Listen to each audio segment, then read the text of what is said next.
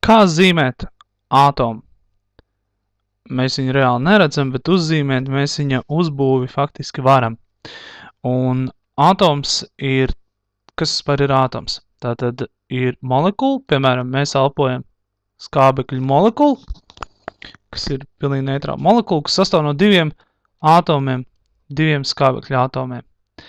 Un vispirms ātoma zīmēšanai arī izmantosim šo skābekļa ātomu. Labi. Un izmantosim, tas, ko mēs izmantosim, būs neitrāls skābeklis. Vēlāk jūs sapratīsiet, kāda tam ir nozīme. Tātad ātomam vispirms ir kodols. Un šajā kodolā tiek rakstītas divas konkrētas lietas. Tie ir protoni, kas tiek zīmēti iekšā. Protoni, pozitīvie protoni, pozitīvs protons, plusiņš, un neitrālie jeb nulītes neitroni. Neitroni. Neitrāls neitrons. Ja, tad arī kaut kā priekšrocība viņus atcerēties. Un vispirms sāksim ar protoniem. Cik protons rakstīt šajā neitrālā skābekļa ātomu modeļa kodolā. Un to norāda mums šis kārtas skaitlis. Šajā gadījumā skābeklim kārtas skaitlis ir 8. Un tas nozīmē, ka mums skābekļa kodolā, ātomu kodolā jāraksta 8 protoni. 4, 5, 6, 7, 8 protoni.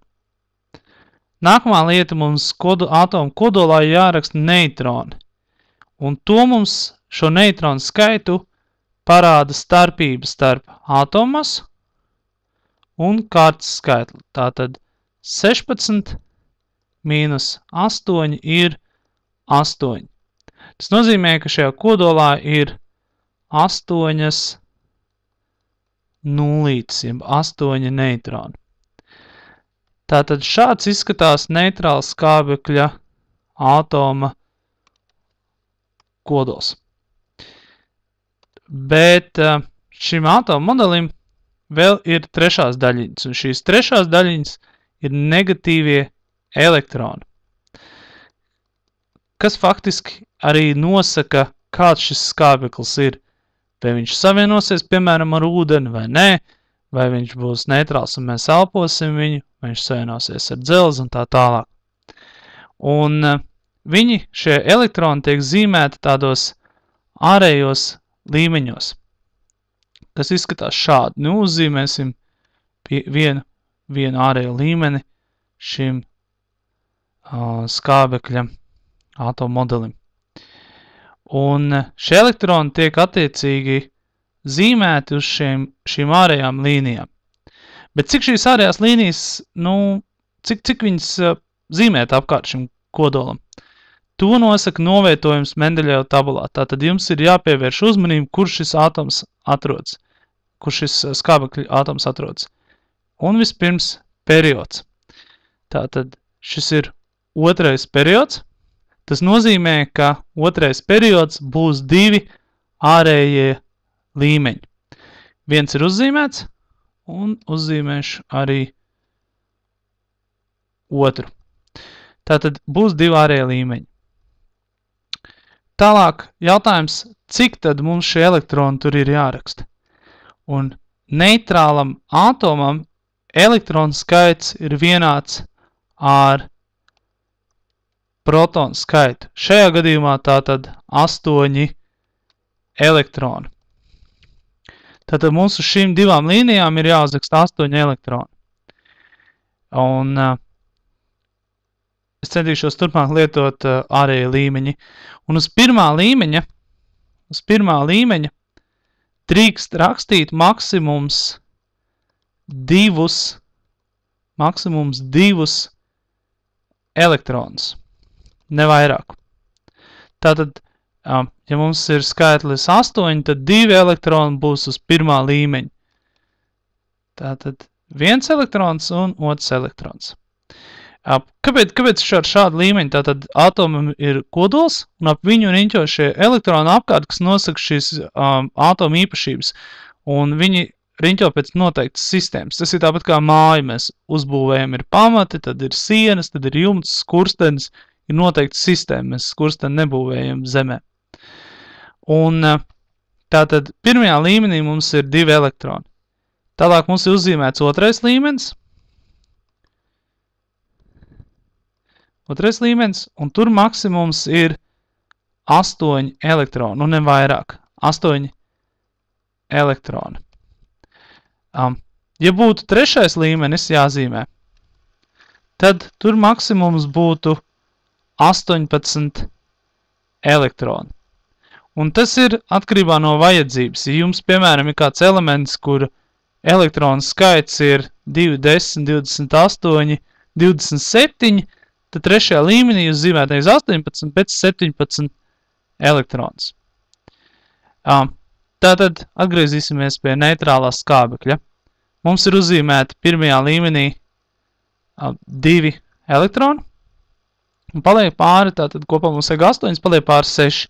Tad mēs varam otrajā līmenī uzzīmēt 6, 4, 5, 6 elektronus. Un tā viņi riņķo ap šo kodolu. Tas, cik ārējā līmenī šie elektroni ir jāraksta, mēs varam nošvikot arī no tabulas. Un kā mēs to varam izdarīt? Skatāmies novietojumu tabulā grupās. Tātad šeit būtu pirmā grupa, šeit būtu otrā grupa, te ir trešā grupa un 4., 5. un tātad skābeklis mums atrodas 6. grupā. Un redziet, ārējā līmenī ir 6 elektroni. Jā, sakrīt, tātad visiem, gan skābeklim, sēram, selēnam, visiem viņiem būs 6 elektroni ārējā līmenī. Nu, apskatīsim kādu citu piemēru. Pirms citu piemēru vēl uzmetīsim acis, kāds varētu izskatīties savādāk. Tātad ir kodols, un tātad jūs redzat, ka neitrālam skābeklim ir pirmajā ārējā līmenī ir 2 elektroni, otrajā 6. Apskatīsim tātad alumīniju. Pirmais, ko uzzīmējam, ir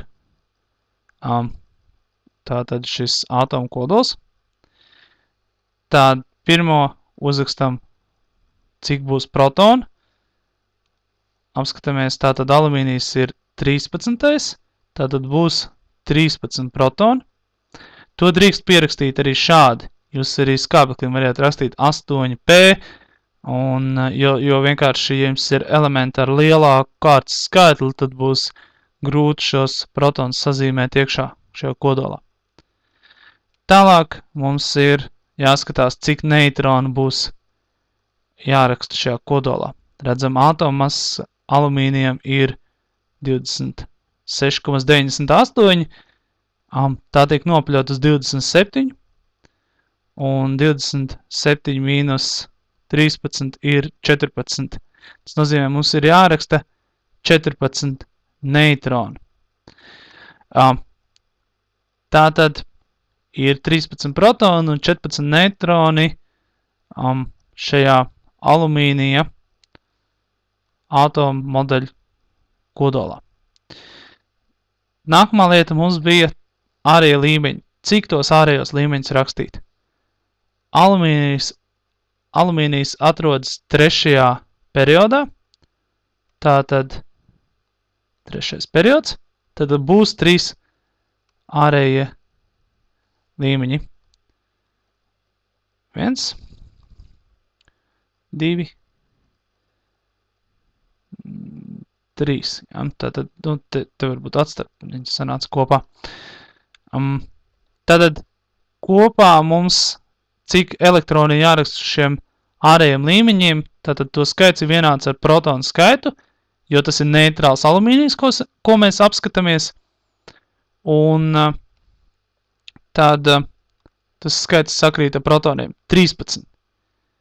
Atceramies, pirmajā līmenī drīkst rakstīt maksimums 2. Mums 2 ir. Tālāk otrā līmenī drīkst rakstīt 8. Ja mēs uzrakstīsim visas 8, tad kopā mums būs jau 10. Tad mums vajag visas 8. 2, 3, 4, 5, 6, 7, 8. 1, 2, 3, 4, 5, 6, 7, 8, kopā 10. Un mums paliek pār 3. Tad mēs pēdējā 3. līmenī uzrakstam 3 elektronus. Un to varēja pārbaudīt tātad pēc atrašanās grupā. Viņš atrodas 3. grupā? Jā, viņš atrodas 3. grupā. Tātad mums ir pareizi uzzīmēts neitrāla alumīnija modelis. Tas var izskatīties arī šādi. Tagad, ko nozīmē šis vārds neitrāls? Tas nozīmē, ka viņš nesavienosies ar citiem elementiem. Viņš spēj šis atoms pastāvēt pats par sevi. Bet es pieļauju, ka jūs esat redzējuši, piemēram, kad ir skābeklis un viņam augšā ir -2. Un ko šis -2 nozīmē? Tātad, atkal mēs uzzīmējam šo skābekļa atomu uzbūvi, kurā mums kodolā pilnīgi noteikti ir 8 protoni, 8 neitroni. Tātad, kā jau mēs šeit to esam rakstījuši. Un mums vajadzētu būt arī 8 elektroniem. Bet mums tas būtu neitrālam skābeklim, bet mums skābeklis ir -2. Tas nozīmē, ka ir pat 2 elektroniem vairāk. Tātad ir 8 protoni, 8 neitroni un patiesībā ir 10 elektroni. Un to jūs arī šeit redzat. Tos parasti raksta tātad tajā ārējā pēdējā līmenī. Tātad ir 1, 2, 3, 4, 5, 6, 7, 8. Tātad, ja mēs no 8 protoniem atņemam 10 elektronus, mēs iegūstam, kad ir -2. Tātad viņam ir 2 elektroni pa daudz un viņš ir aktīvs. Viņš nav līdzsvarā ar sevi. Un līdz ar to viņš grib savienoties ar citiem elementiem. Viņš ir, varētu teikt, agresīvs. Piemēram, alumīnijs šeit, ja alumīnija vērtība ir +3, tas nozīmē, ka būs uz otru pusi. Viņam būs nevis 3 elektroni vairāk, bet 3 elektroni mazāk. 3 elektroni mazāk. Jo protonu un neitronu skaits kodolā nemainās. Mainās tikai elektronu skaits. Tas ir tas, kurš nav stabils. Mēs zinām, arī negatīvās lietas nav stabilas, viņas ir mainīgas. Un tāpēc alumīnijs arī tāds, varbūt tāpat gluži kā skābeklis, tātad viņš ir +3. Tas nozīmē, ka viņam ir tie paši 13 protoni, tie paši 14 neitroni, bet elektroni palikuši tikai 10. Līdz ar to viņš ir atkal iegūst kaut kādas īpašības. Pamēģināsim vēl vienu piemēru. Un šis vēl viens piemērs, ko mēs paņemsim, būs, piemēram, ogleklis. Un jūs tagad varat uzspiest pauzi un paskatīties, vai jums sanāk tā, kā būs šeit uzzīmēts. Tātad, ja jums ogleklis ir uzrakstīts šādi, tad tā ir pareiza neitrāla oglekļa ātoma uzbūve. Veiksim ķīmijā!